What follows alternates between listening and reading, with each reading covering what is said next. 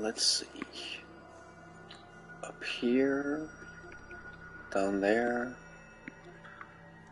I don't quite remember the interface of the game, so maybe I'll do as usual and adjust the camera every now and then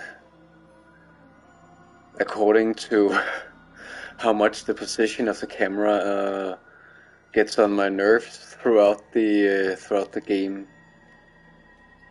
Maybe it shouldn't be up here because I don't even remember what side of the screen information and the names of the locations you enter appear in.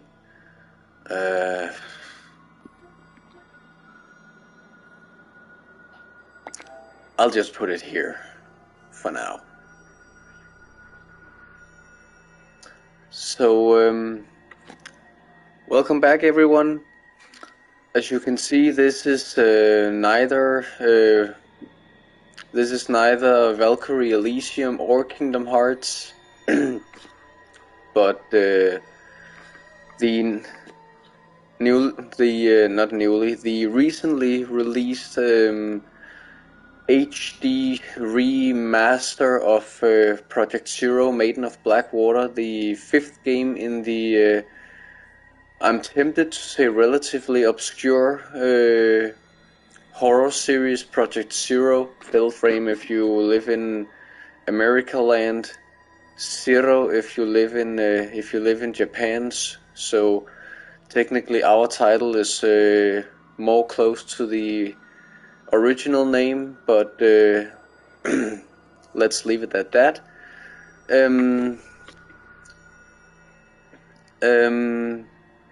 What can I say? October kinda snuck up on me. I was at my parents' house and just chilling and just relaxing, and then I was like, what? Is it already October? And I had kind of been, October is spooky month, so I have long promised myself that all other projects would be set aside for all of October to focus on spooky games. Project Zero being one of them, because it's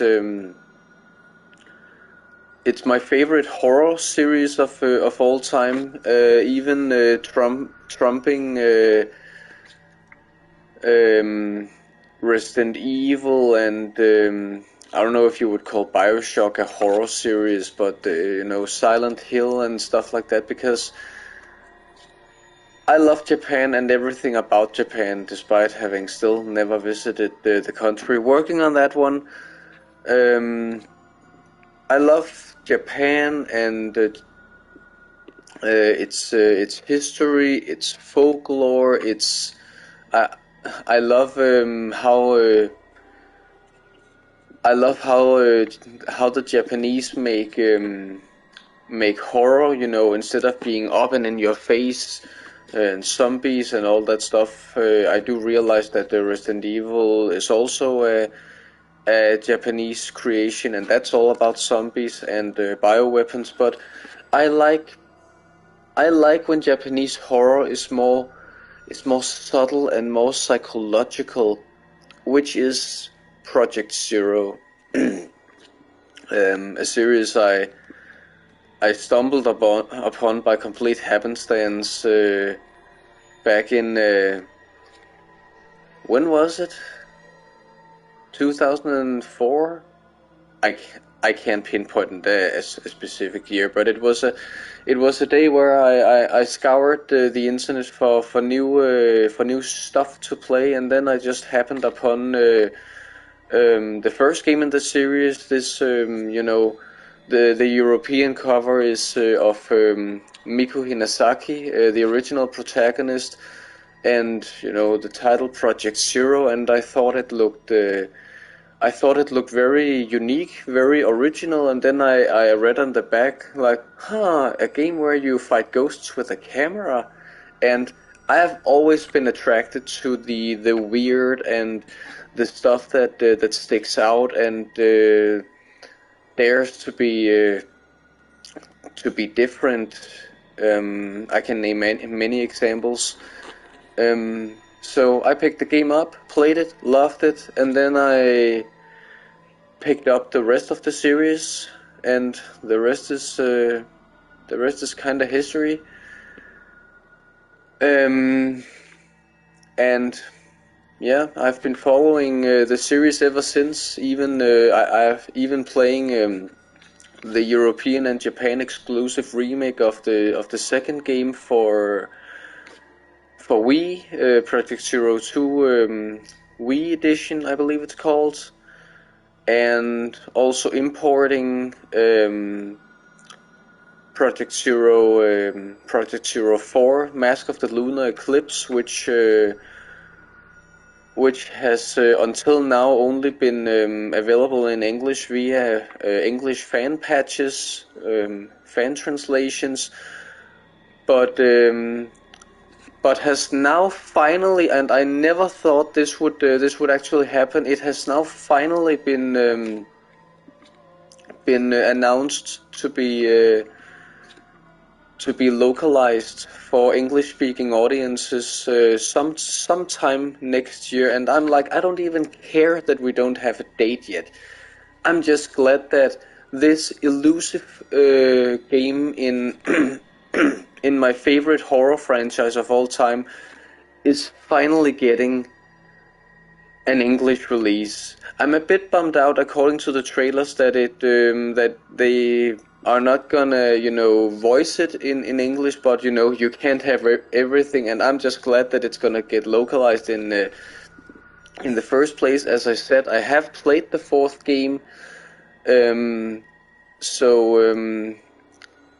I know that it's a great installment in the series. I mean, Project Zero is one of those franchises where I wouldn't even say that it has any bad installments, except maybe the spin-off on 3DS, and that's not even that bad. It's just I tried to play that game, and no matter what my light source, the camera kept saying that it was too dark. So I never got anywhere in that game. I had to watch a Let's Play to get the story. But aside from that, and the fact that to spoil a bit, I personally see Maiden of Black Water as the weakest link in the series for various both story and but mostly gameplay reasons, because as a Project Zero veteran, if you will, I feel that they made a lot of boneheaded decisions for this installment, a lot of hand holding that we didn't have before. But aside from that, it's not a bad game. I know we haven't even passed the title yet, and I'm just rambling here to kind of get a conversation going. But Maiden of Black Water, compared to the other installments in the series, in my opinion, is a bit disappointing in some areas. But none of the games are outright bad, in my opinion. So yeah, to celebrate Spooky Month and my favorite horror franchise of all time, and because this game is the easiest for me to stream, because I can stream it directly from my PlayStation, whereas with Project Zero 1 through 3, I mean, I could emulate them, but I haven't really gotten as far as to set that up yet. Maybe I will at a later date, because I would really like to stream both 1, 2, and 3. 1 and 3 especially being some of my favorite horror games of all time. But for now, we are going with we're going for Maiden of Black Water because it's super easy, barely an inconvenience. And as you can see, when I load, I have already I was about to say on previous playthroughs, I have already cleared the prologue, the first and second drop. That was when the game released, and I was I wanted to try it out, check the graphics, and see what was new, what was not. But of course, for this playthrough, we are gonna go in fresh, and because I have already okay, rank B, rank S.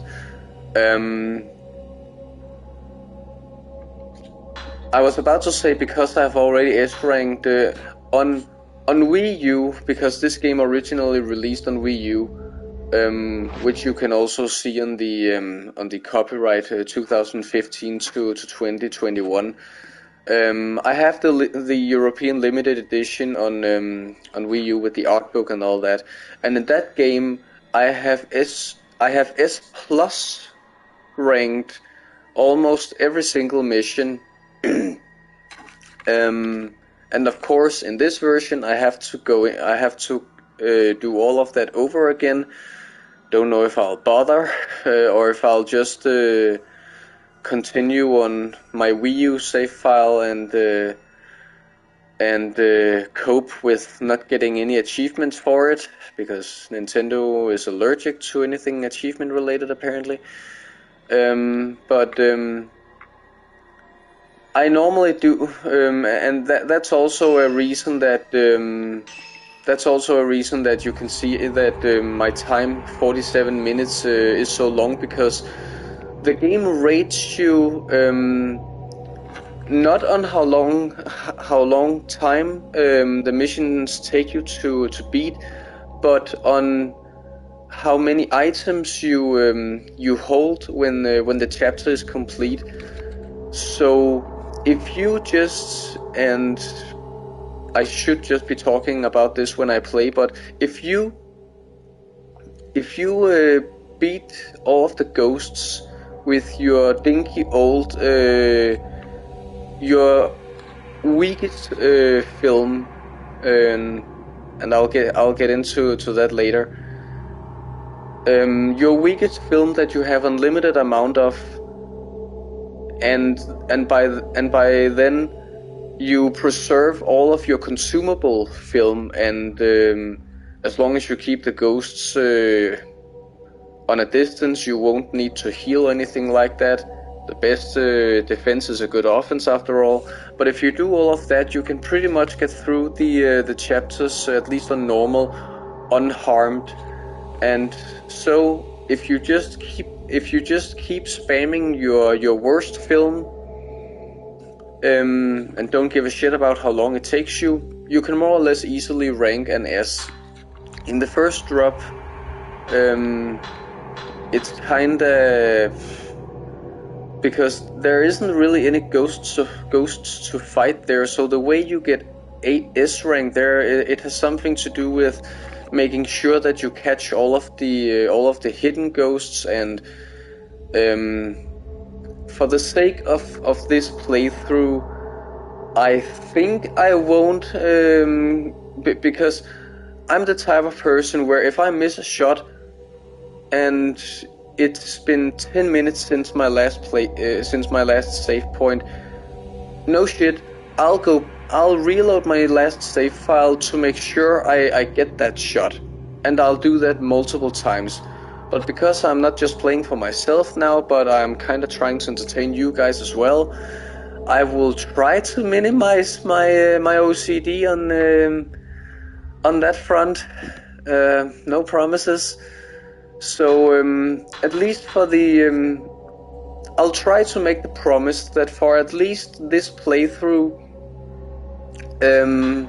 I won't care so much about my rank or what ghosts I get and what ghosts I don't. I'll try to get the ghosts that I can and find the secret the secrets that I can, because some ghosts when you exercise them, they give you a little extra special something. I'll try to just make this a casual run through, is what I'm trying to say. For the sake of the playthrough, for the sake of smoothness, and for the story, and so that we can get on with other things, because I am planning to play other horror games for you as well throughout the month. So, without further ado, without boring you anymore with just my rambling, let's get on with it. Start new game. All episode progress will be deleted. Do you wish to progress? What they mean by that is you can, as far as I know, you can at any point can you go into load game and just start from another chapter of the chapters you have unlocked, of course. I had only unlocked the first 2 chapters, including the prologue. If you select start a new game, it just means that if you have saved in the middle of, say, chapter 5, then it'll erase that save data. So, but yeah, let's get started. This game is a work of fiction. No shit it is. Prologue. Lurking in the deep. Miyu Hinasaki. Spirited away. In the vicinity of Mount Hikami, people have been mysteriously disappearing without a trace. One such girl is Miyu Hinasaki. She awakens to find herself in an old, half-flooded building. I love that watery effect. Both the watery effect when the letters disappear, but also when the screen fades to black.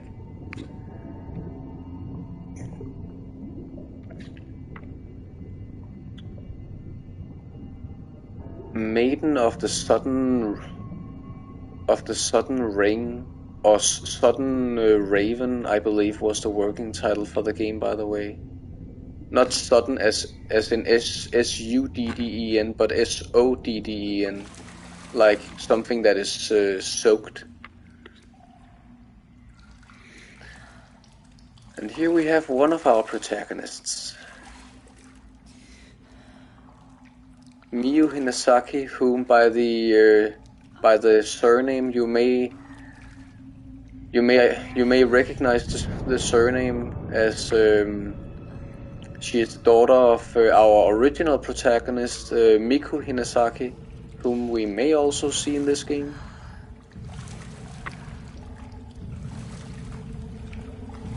Which is something I actually like about this series, and is also kinda, in some ways, a bit funny that in Project Zero, everyone is related to everyone or acquainted with everyone in some way or fashion.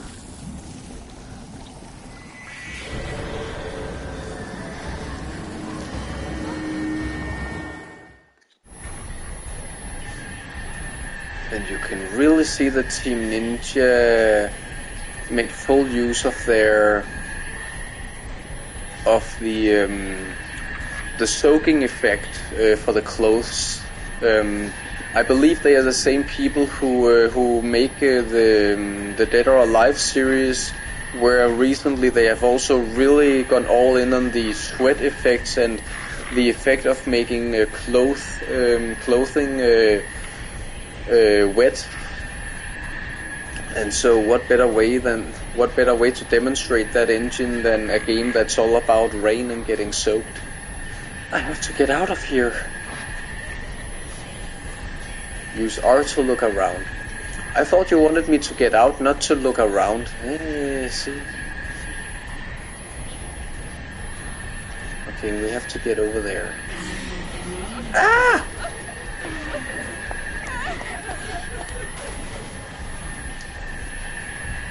I'm here. I should be over there.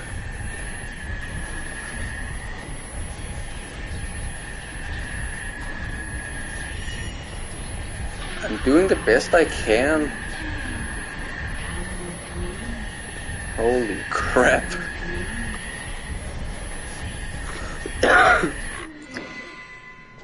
And because I have to find a way out of here. And as we all know, ghosts can't pass through walls or doors, so we are pretty much scot-free.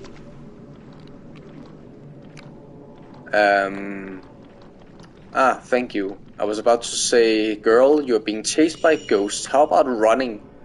There's a light at the end of the corridor. Maybe there's a way out that way.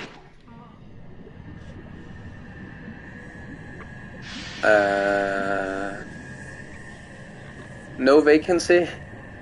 They're chasing after me. I have to get out.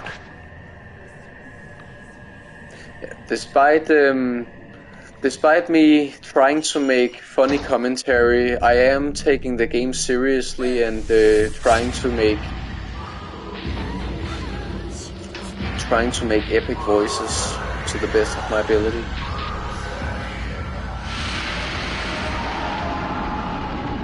We get a bit of backstory. And this is one of the things I've always loved about Project Zero, that you get the present is in color, and flashbacks that tell some of the game's lore and story is always in black and white to give the impression of an old school Japanese horror flick. And these flashbacks are never they are never really, you know, plainly told, like this is what happened. It's always kinda ambiguous, like you see these flashes of water spilling and a shrine maiden reaching out, and you don't really know what the hell am I supposed to make from this. You have to piece it all together as you go. Press L2 to point the camera straight ahead. Thank you for waiting.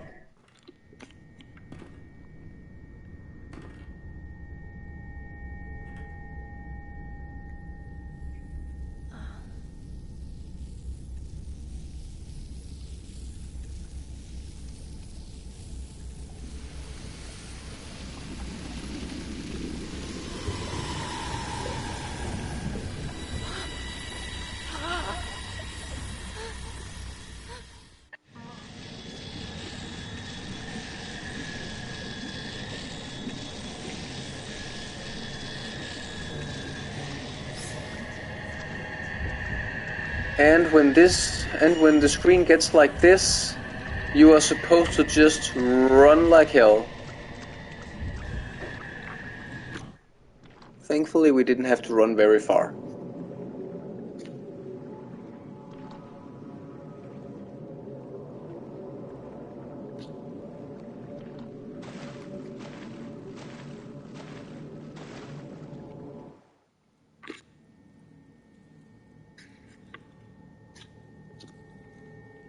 This game constantly gets interrupted by cutscenes, but guess I shouldn't complain as someone who plays for the story.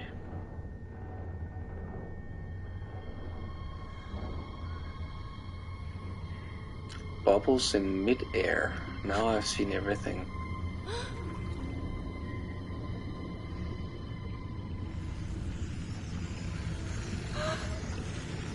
Okay, the hair actually looks really good here, like how it's glistening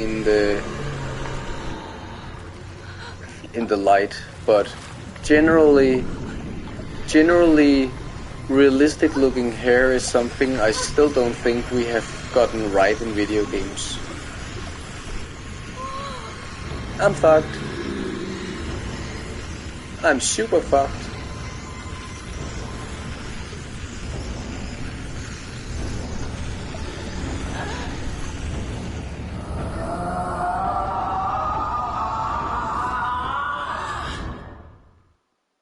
Peekaboo. Did I tell you that I love rain? Like, unironically, I love rain. Not always. Miu Hinasaki has disappeared. No one could hear her cries for help as she was sealed into a shrine on top of a mountain. That mountain is where the events of this story take place. We follow the fates of 3 people: Yuri, Ren, and Miu. It is a terrifying tale of the supernatural. Project Zero, Maiden of Black Water. I know it's a nitpick, but I really hate games that are, kind of self-aware in that sense with, this is a story about A, B, and C. Our story takes place on, if the story is aware that it's a story, if you catch my drift, then it kind of takes me out of it. It's kind of like those movies, like the first Sonic movie, which I also thought was a steaming piece of shit. The second movie was great. The first one was crap. The first movie starts with Sonic running away from Eggman, and then this classic trope with the movie pausing and Sonic narrating with like, "You are probably wondering how I found myself in this conundrum," and I'm like, please stop. First drop, A Vanishing Trace, Yuri Kusukata. And of course, because we follow 3 different protagonists, the story is told where we constantly switch around between these main heroes. So let's see who this Yuri chick is. What this Yuri chick is all about. I swear I'm good at speaking words. Shadow reading. Among the residents of the villages at the foot of Mount Hikami, a certain unique ability has been passed through the ages. This ability, known as shadow reading, enables the user to view the shadow or trace of someone lost in inexplicable circumstances. This is not unlike the psychometry practiced elsewhere. Yuri Kusukata accompanies Hisoka Kurosawa, a woman who possesses the shadow reading ability, to an abandoned inn on Mount Hikami. And this Kurosawa chick, despite the surname, I don't believe that she's related to is it Rei Kurosawa, the woman in Project Zero 3 is called. By the way, one of the benefits from downloading the deluxe edition of this game, I believe you had to purchase it. I believe you had to pre-order it. Is that you get special costumes from the protagonists of the 3 first games, not the 4th one, because until that game was announced recently to finally get the English localization that I talked about, they didn't want to acknowledge that game's existence apparently. So we only get Miku, Mio, and Rei's costumes. And while I love Rei's blue colors, I kinda prefer the protagonist of each game to wear their own original clothing. Plus, I really love Yuri's outfit with that with that combination of it's kind of a skirt combined with, or it's. I know shit about fashion, but to me it looks like a combination between a dress, a skirt, and shorts. Anyway, sensing Yuri could in time become talented at shadow reading, Hisoka takes her along on an assignment. And not to take the piss out of it, but shadow reading in this game is kinda just like, you know, like in Resident Evil 6, where you constantly have this button you can press where the characters pull up a GPS that shows exactly the way you have to go. Shadow reading is kind of the same. In some instances it acts as a plot device, but in other instances it's just to show you where you have to go.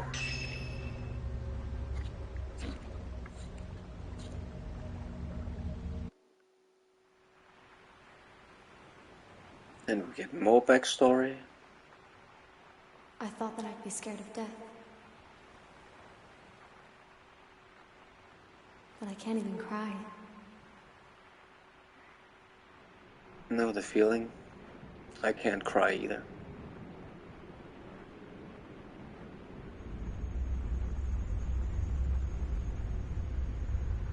I am alone. In the end, I am alone.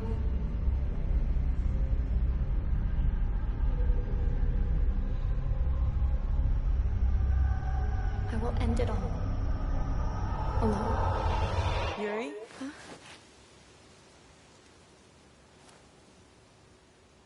What we're looking for should be in here.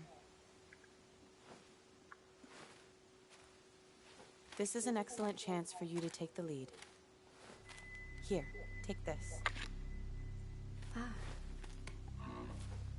This is a camera obscura.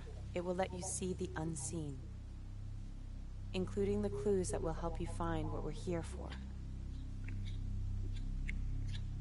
This is your opportunity, your first case.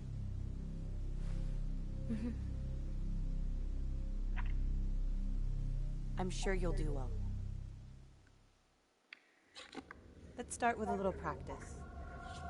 It works exactly like a normal camera. Give it a try. Just hold up the camera.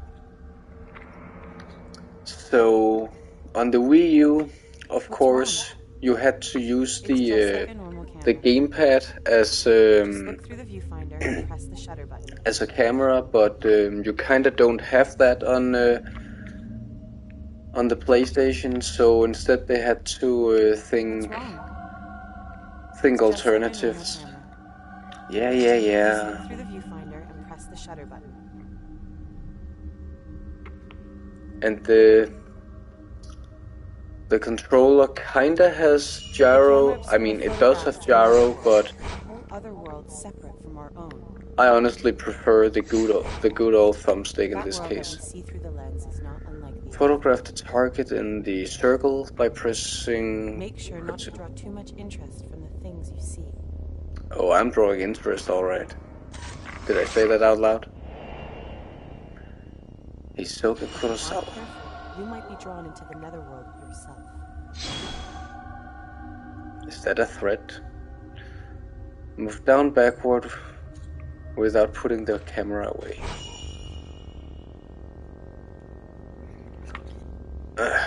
And in this game, they want you to try and capture as many circles in the frame as possible. Use L1, R1 to hold your capture area vertically to... so if I don't want to do this, I can also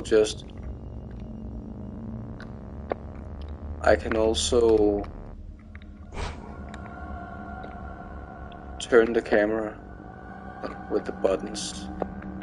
What's faster, by the way? Yeah, this is faster, of course, but also 10 times more awkward. You can lock onto any target with square. Hold down L2. Hold down L2 to lock onto targets with a square, and press right. So now I'm locked on. Things around here seem to have changed. It wasn't exactly bustling, but it never used to be like this. Feel free to take more pictures if you wish. As sacred ground. Don't you tempt me. It became a tourist destination. Now it's known as a place to commit suicide. What does the volume say? Apparently, only those kind of people go to the mountain these days.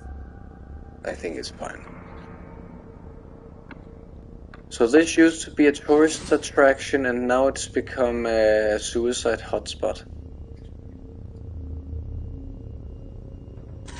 I swear I'm not looking. Take this. Post-mortem photograph. You got the post-mortem photograph. You don't say. It's a token. It will help lead you to what we're looking for.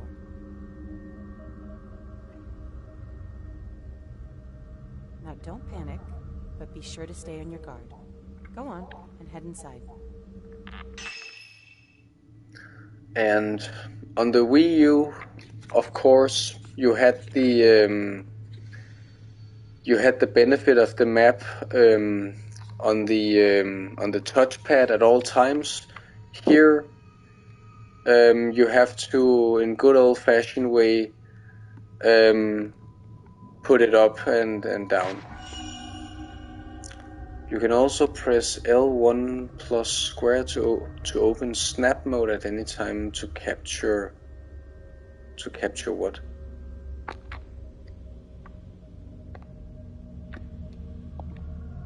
To capture any interesting moments and areas.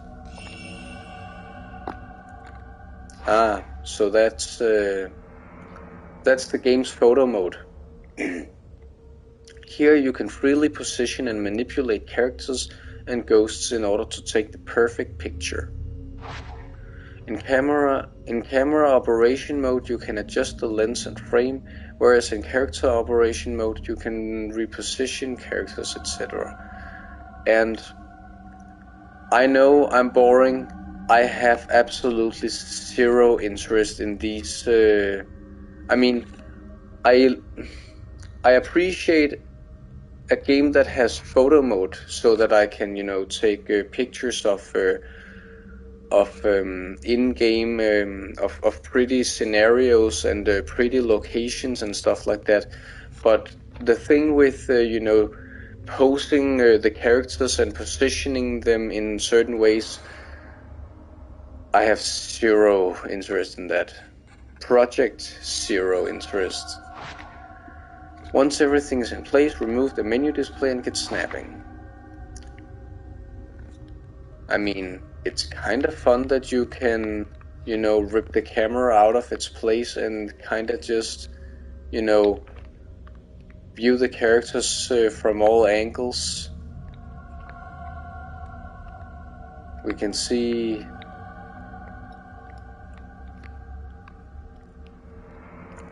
the red background behind Miku, and we can kinda float around her. That's fun, isn't it?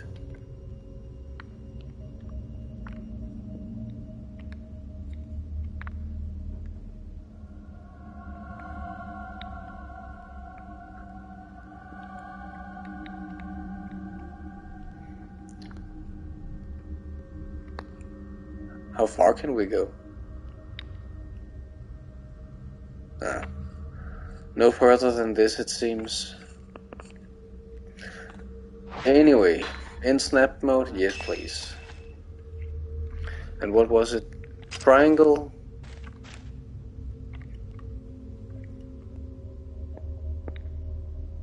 What is that up in the corner on?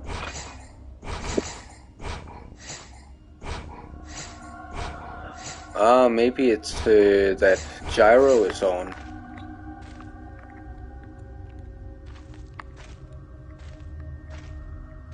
Don't worry, I'm right here with you.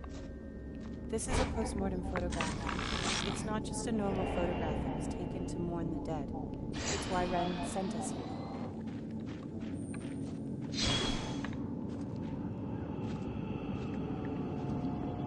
But it seems that this photo came from somewhere around here, and he wants us to see whether we can find it.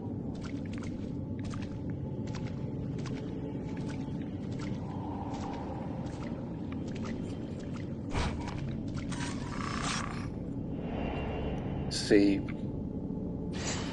I know where some secret photo locations like those are, because I have replayed certain chapters over and over again, but I don't know where all of them are.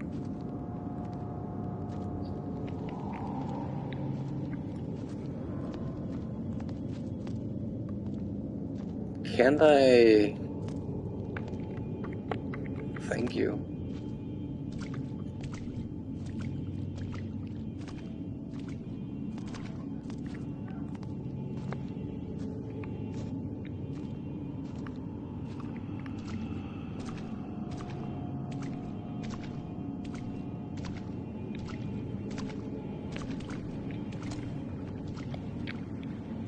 There's a heap of scrap wood at the end of the hallway. The water must have washed it all down here.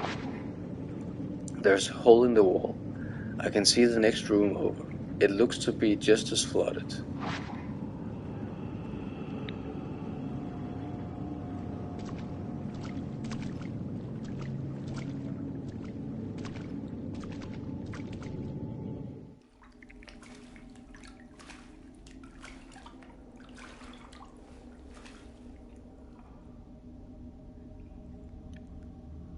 Enjoying the sunset?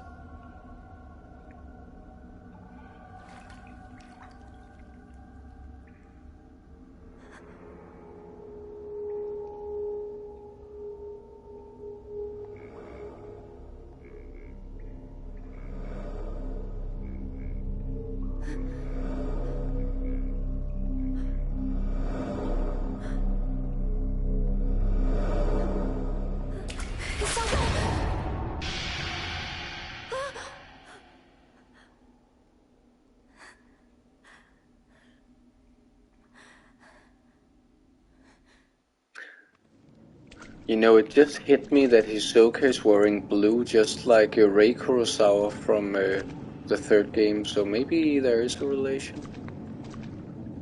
Yuri, wait. I can sense something. I mean, I know that's a shallow reason, but it is a video game. Hold down R2 to find the trail, and this is what I meant about that whole shadow reading thing just being a mechanic to hold your hand, because you can literally activate this at any point in the game. It's called a trace, a shadow of the past. The token is showing you the way. These traces can lead you to the right path. Let's follow that shadow. Nah, I wanna go in here and find absolutely nothing.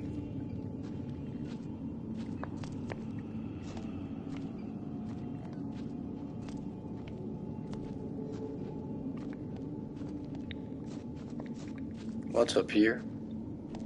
Come on, this way.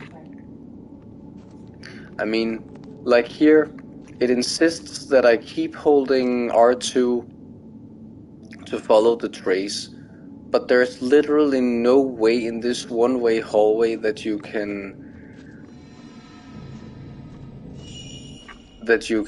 get lost.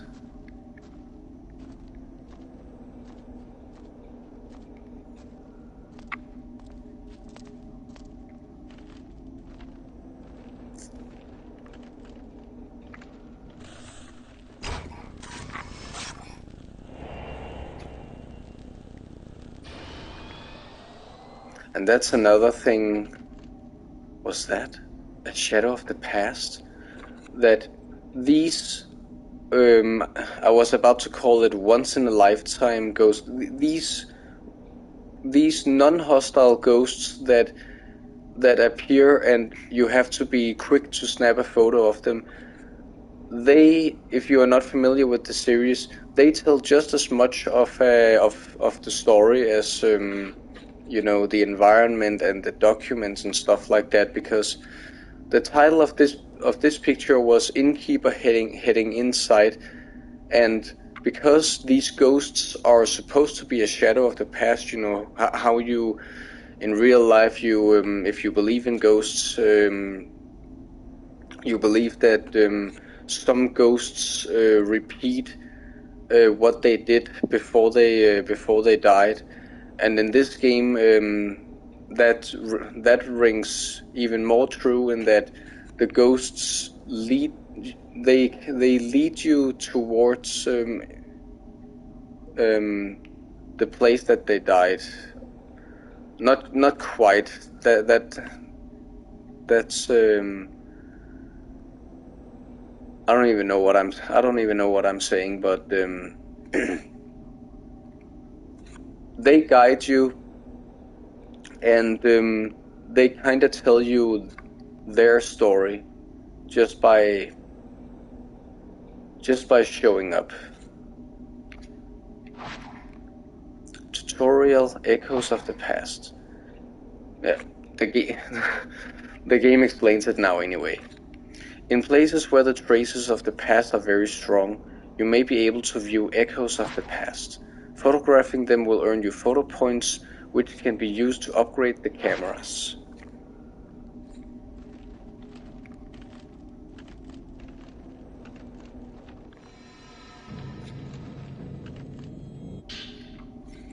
Mount Hikami's Downfall. An old dusty book has been left in the hallway. Maybe someone dropped it? Mount Hikami has long been considered holy ground. For centuries, people have been drawn to the many sacred shrines and places of worship, as well as the natural features such as the Twilight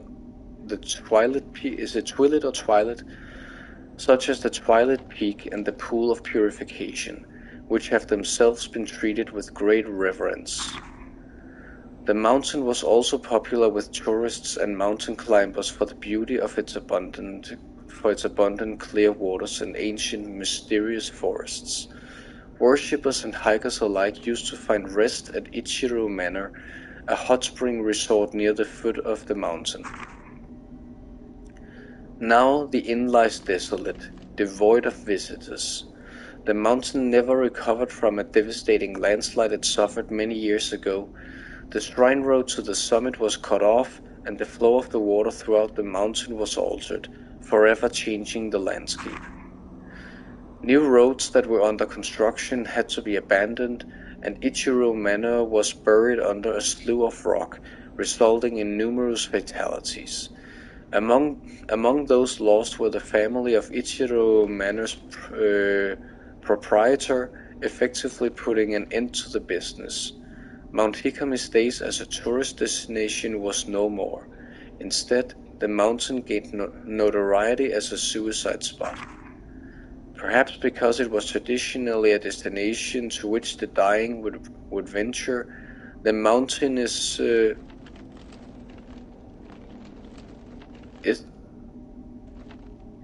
okay, that's creepy. Isn't there supposed to be a space there in between mountain and is? The mountain is now a place for those wishing to end their own lives. By extension, it has also become a place for thrill seekers interested in the occult.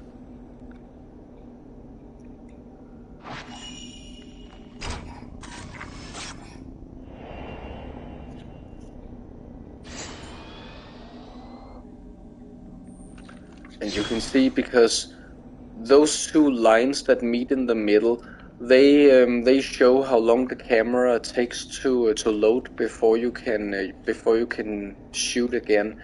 And in most cases, these vanishing ghosts, as they are called, they will you have one shot, and then they will have your chance will have passed.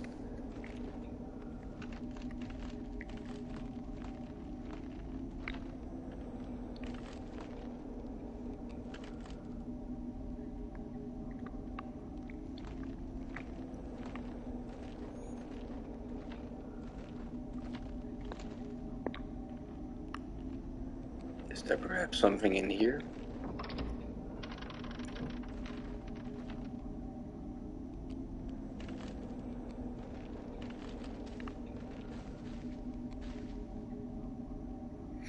That's also a thing in these games.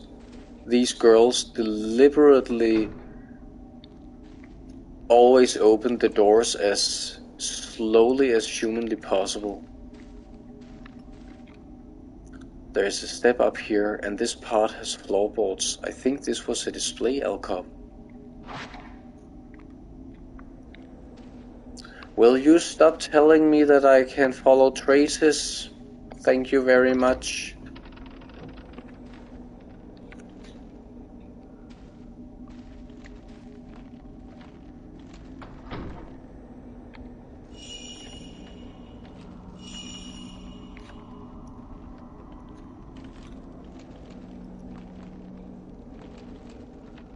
Maybe it's in this room. Maybe. The door's locked. It appears we need a key. Try using the camera obscura. And this is a returning feature from all previous entries in the series, that sometimes you can, if there is a locked door or a seal on a door, you can photograph it to get a clue. To get a clue as to where the key is. Or in the case of this game, where they think you're an idiot, they're gonna straight up pinpoint where the key item is. And excuse me, when you get said key item, they are gonna show you exactly where you're supposed to use it. So there is absolutely, and I don't think you can turn it off. I mean, I haven't tried, but I mean, how stupid do they think you are? In previous games, you had to figure that stuff out for yourself, but in this game it's like, go here, go there. Remember that place you just were 2 seconds ago where you needed a key? Guess what? The key you just found, you have to use it there. Go here, go there, go here. Like, you just... At some point you just feel like saying, just leave me alone. I apologize for my horrible singing. Not really. Tutorial psychic photographs. When you look around through the lens of the camera obscura, you may notice it reacting to objects which are not normally visible. Log on and photograph them to expose places or items they have a connection with. Find the locations from the photographs, and you may discover some clues there as well. Press triangle to enter photo mode. You know, unless you already forgot that part.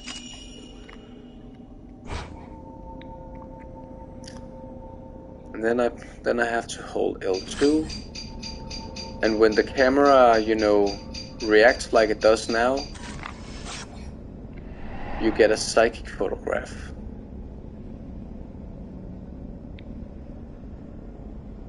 A psychic photograph where another place shows you where to go. There's something in the photo. There's a light coming out of a closet, and there's a doll on top of a chest of drawers. This might be where the key is. Find the place shown in the photograph. It's somewhere in this building. To view the photograph again, open the main menu and go to the Tokens tab within Items and Records. Here, you go on ahead of me and look for the key to the door. I'll wait for you here. Right.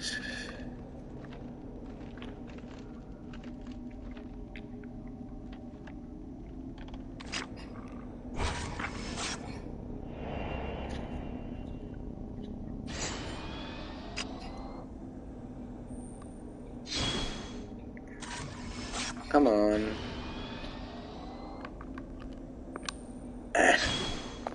Yuri, are you stuck? Oh, she couldn't crawl with the camera up. I'm disappointed.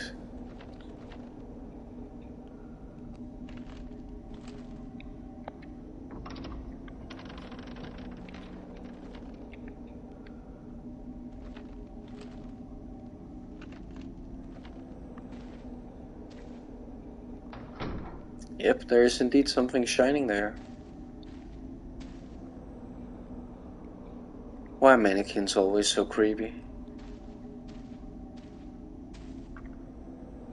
And sometimes this is something they introduced in Project Zero 4 and brought into the remake of the second game, that sometimes when you reach out for an item, a ghost hand will try to grab you, and depending how good your timing is, you may withdraw your hand in time to not be damaged by the ghosts.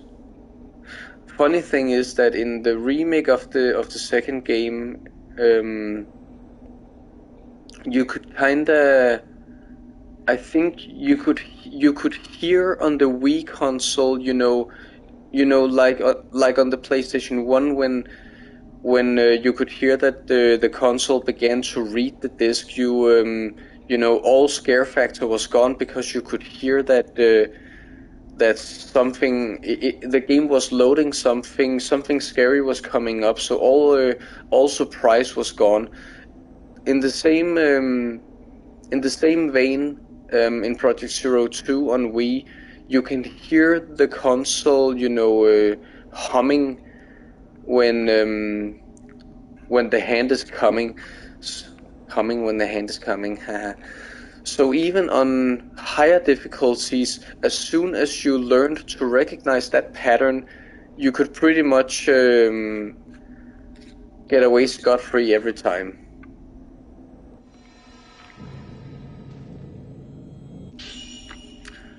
Key on red keychain. You got the key on red keychain. You don't say. It might open that door from before. Go back to Hisoka. And here...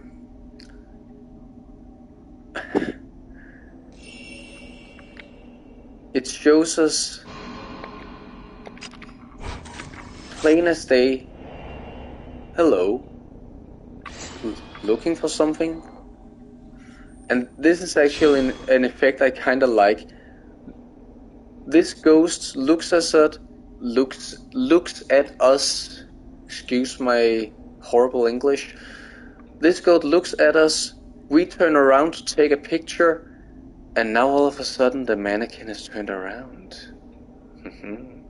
No, but we were just told that, maybe this key works at the door where we left Hisoka, and then the map shows us where we have to go.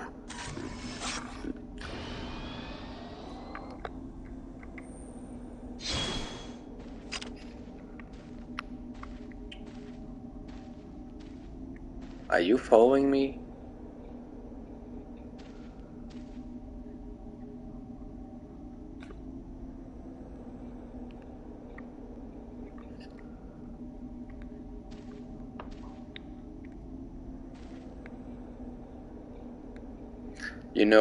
I know there are different kinds of horror, but I'm just saying, Resident Evil, a franchise I personally never found scary.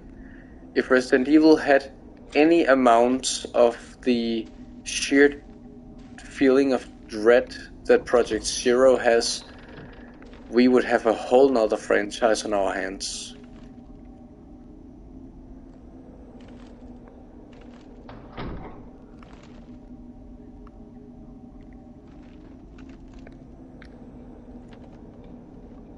They're rebooting Alone in the Dark too.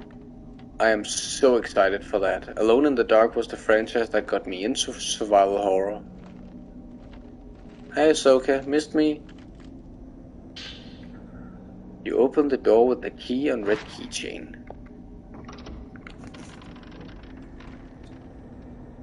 Somewhere in this room. Take a look around.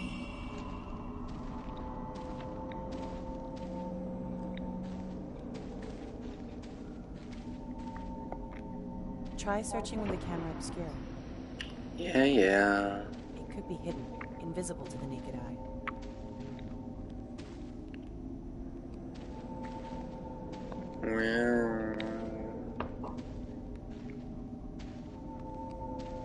Is there something here? I think the arrow is trying to tell me something. There's something there. Tutorial Phantom Expose. The camera obscura will react to items that are normally hidden from the eyes of the living. You can bring those items back to this world by photographing the place they were taken from with the correct angle and position. So here we have to focus on it, log on, and then turn until it reacts.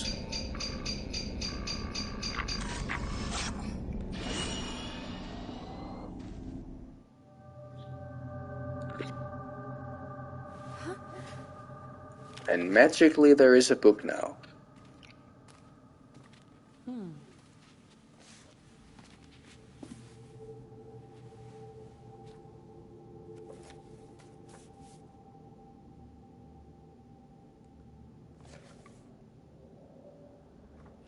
This is what we came here for. Huh. We shouldn't stay here any longer than we need to. You're right. Let's head back before it gets dark. Okay.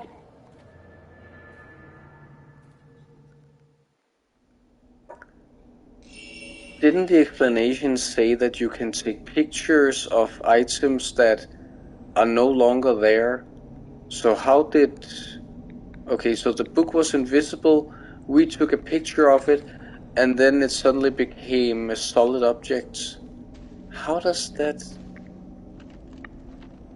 I mean, I know it's a series about ghosts, but still...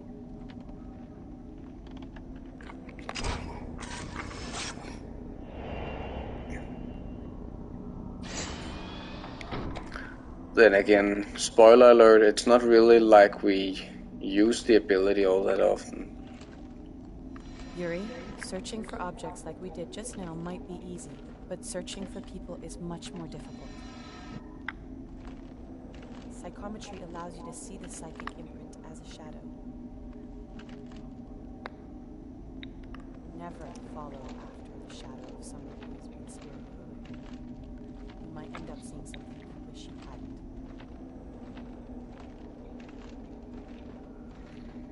Yeah, that's kind of what the whole series has been about, not chasing the people who have passed away.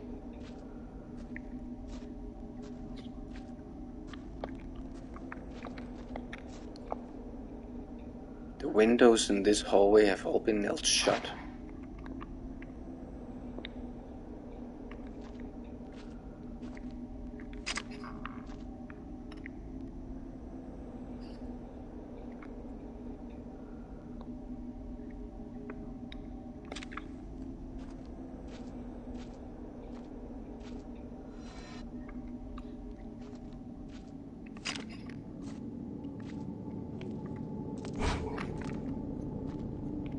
Okay.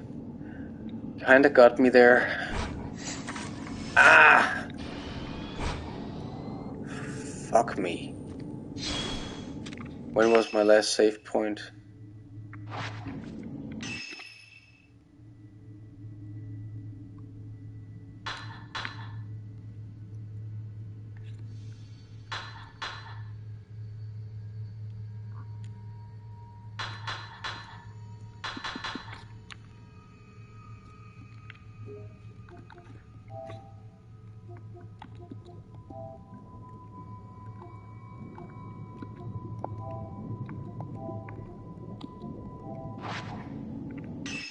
Doesn't it say?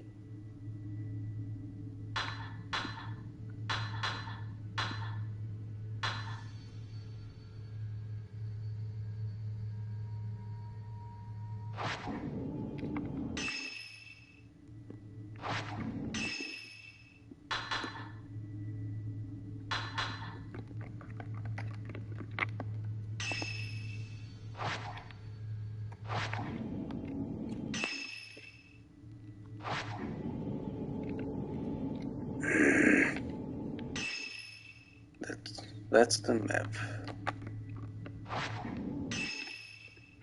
It's the menu.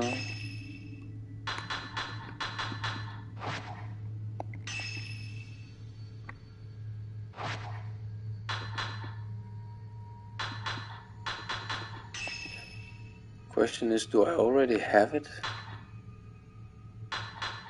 Hanging man, man looking at the key, peering man.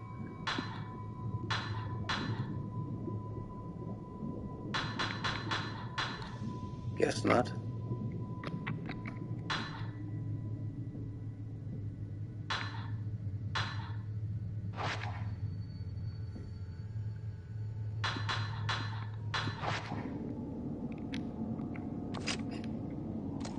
I know there is a button where you can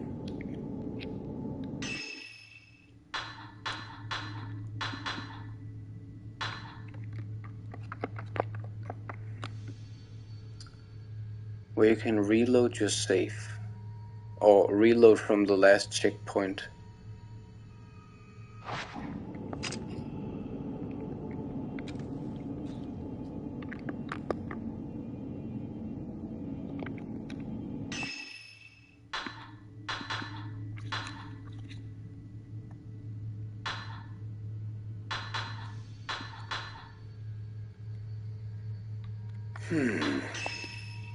This is aggravating.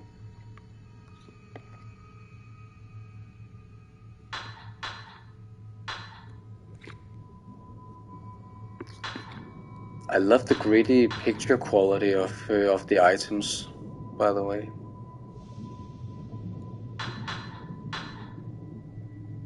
Like something that has been left alone for God knows how long.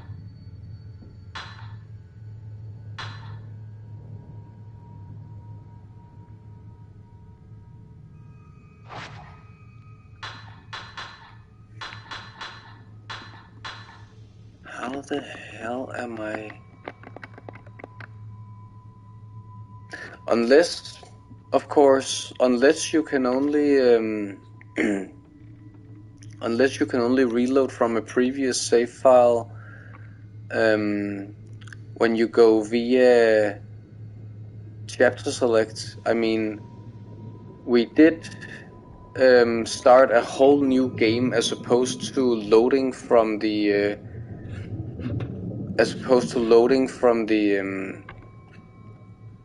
from the chapter select screen. So maybe I can't reload. It annoys me, especially in this chapter, because I know my last save point was less than a minute back, and I knew a ghost was coming, but I freaked out, which caused me to miss the shot. Oh well, I guess it won't be the first ghost I miss.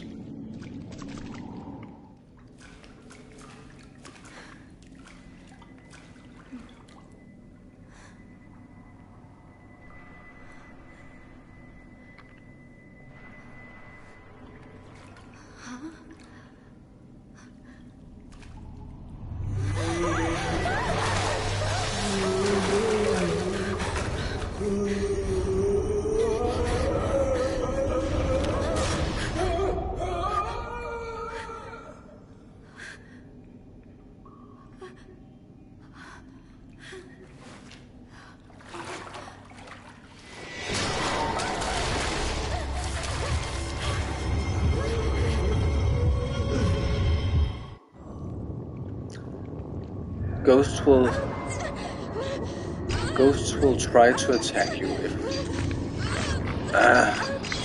Can't I even get to read it? You're annoying. The ghost recalled when you took a photograph of it. Maybe taking more will exercise it for good. Tutorial: Fighting Ghosts. Photograph a ghost's weak point to deal damage to them. The capture area, the rectangle in the center of the screen, is your area of attack. You cannot take photos if you're out of film. Which you will never be, because your weakest film is infinite.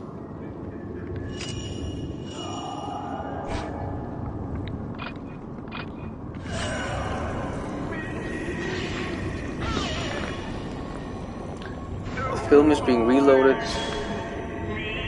Film is ready when the capture area reappears.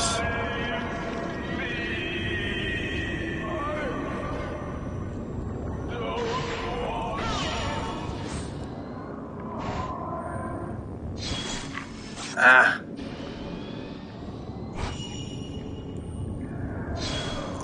Spirit fragments.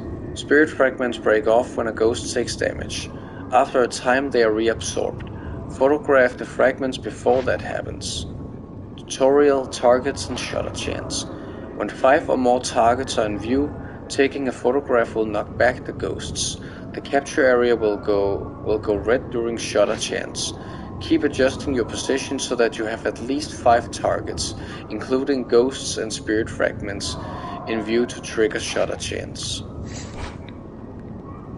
Yeah, and because I destroyed the spirit fragments by photographing them without the ghosts itself, I have to do that all over again.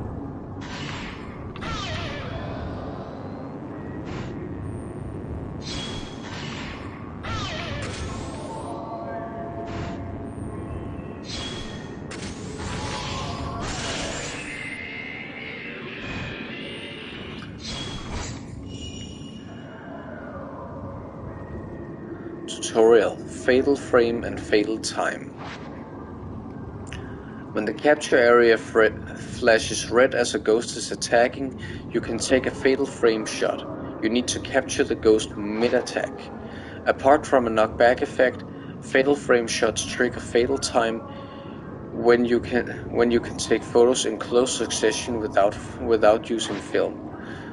Fatal frame shots are very useful when spirits are too close to you to trigger shutter chance. Come on.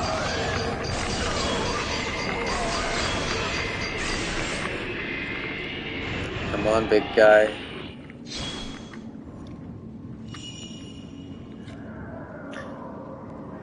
Tutorial, attack range and attack power. Wow, they really don't think we can think for ourselves. The camera obscura only has an effect on ghosts within a specific range. Ghosts that are too far away will not take any damage. The bigger the target, the more damage the camera will deal. Get closer to ghosts for more powerful shots.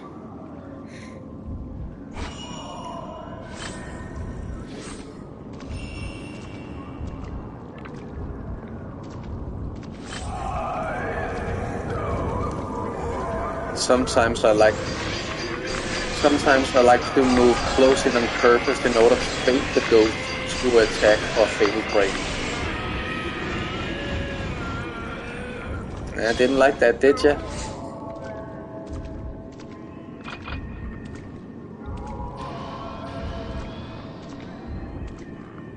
And I'm so glad that that newer installments in the franchise allows you to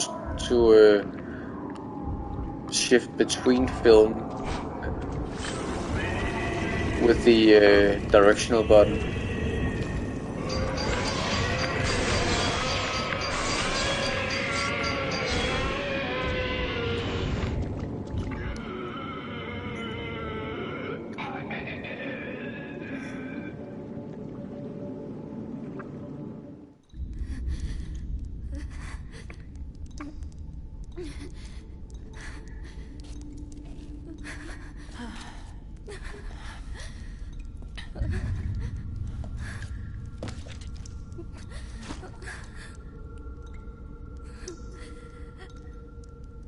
I'm sorry.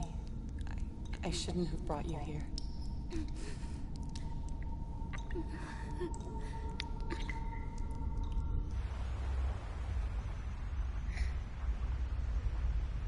I am alone.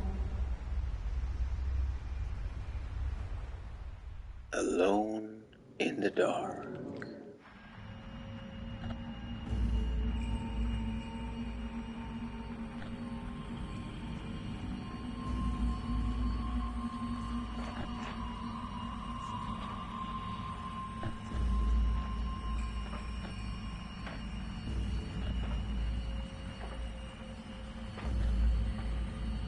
And little kids are set up to murder each other. Here, little boy, take this knife and stab this girl in the back. Feudal Japan was fucked up.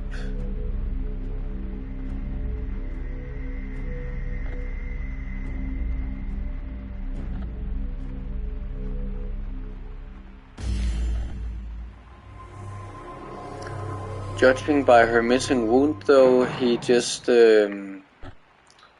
pounded her.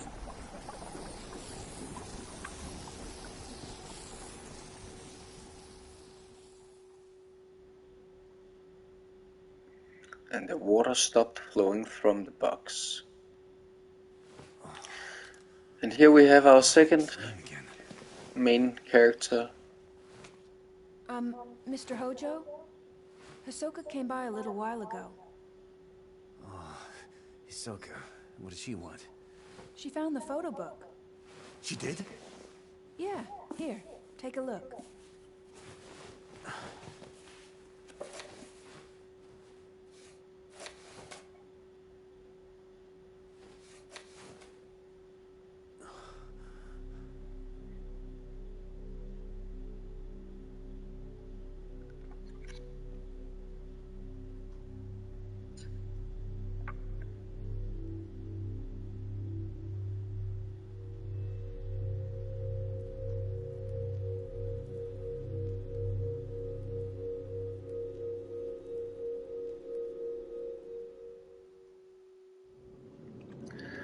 While learning about shadow reading from Hisoka, Yuri used the ability to retrieve an album of post-mortem photographs from a ruined inn on Mount Hikami. The album was requested by a certain Rin Hojo. As Rin awoke from a bad dream, he found himself tormented by uncertainty. Was it really just a dream, or a suppressed childhood memory? This question has plagued him for some time.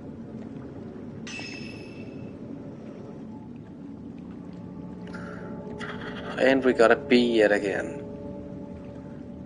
I'm honestly not sure how to get an S rank.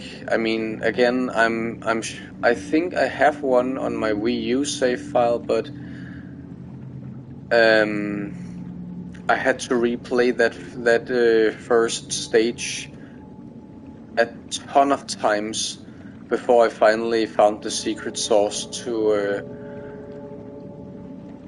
get those extra points I needed.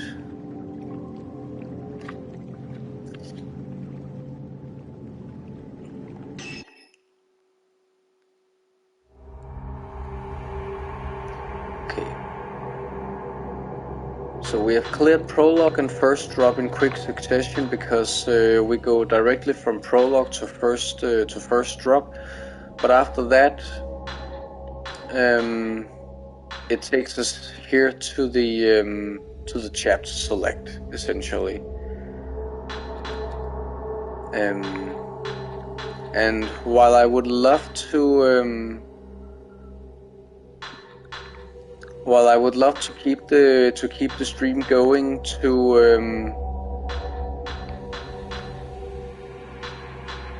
stream for at least 2 hours, I have once again started the stream so late in the evening that I can see on the time that it would be because I'm not starting this chapter and then just leaving it mid-chapter for all of you guys. When we are starting a chapter, we are damn well finishing it also. So I will try to start the next stream earlier, and then we are gonna crunch a couple more chapters. I don't know. Maybe I'll take depending on the chapter's length. I'm gonna crunch 2 to 3 chapters per session, and because I have quite a few horror games I want to get through during this month, and I mean it's already the 4th of October here in the north. I am already behind schedule, so to speak, as if I had a schedule in the first place. So I'll try to stream every day, no promises. Meaning that essentially I should be able to finish this game in a week's time, and then we can move on to the next game I have planned. So a game per week, something like that. Be careful I don't make any promises I can't keep.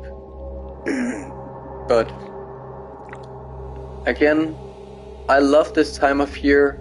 Halloween is, I won't even say my second most favorite time of the year after Christmas, because I love Christmas too.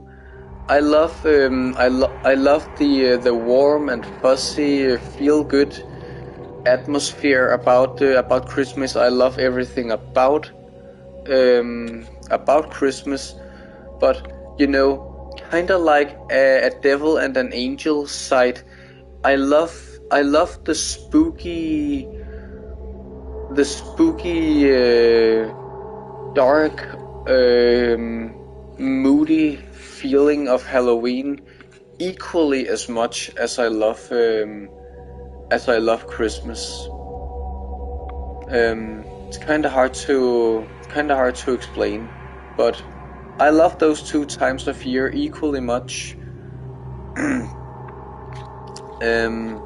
So therefore I wanna make sure that that I dedicate as much time as I can to stream some horror games for you guys.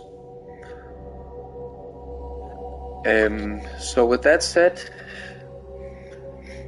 I'm gonna find someone to raid, and then I'm gonna see you all tomorrow night.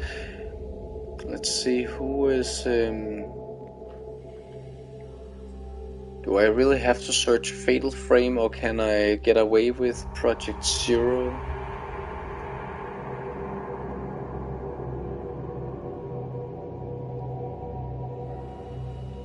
Nah, didn't think so.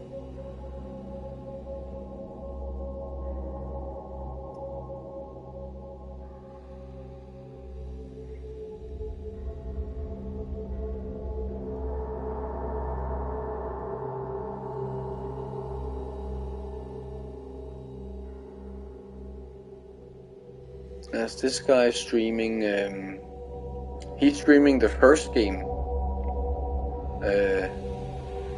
Dragon Yeti 88. So I'm gonna send you over there, and in the meantime, thank you all so much for watching. I hope that you liked this this first stream of Project Zero, aka Fatal Frame, aka Zero. I hope that you're gonna have a great time with this game. I hope that you want to tune in for the rest of the game, assuming that you are as crazy about Japanese horror games as I am. Love the series as much as I do. So thank you so much for watching. Hope to see you back again tomorrow night, and as always, remember, we are all heroes.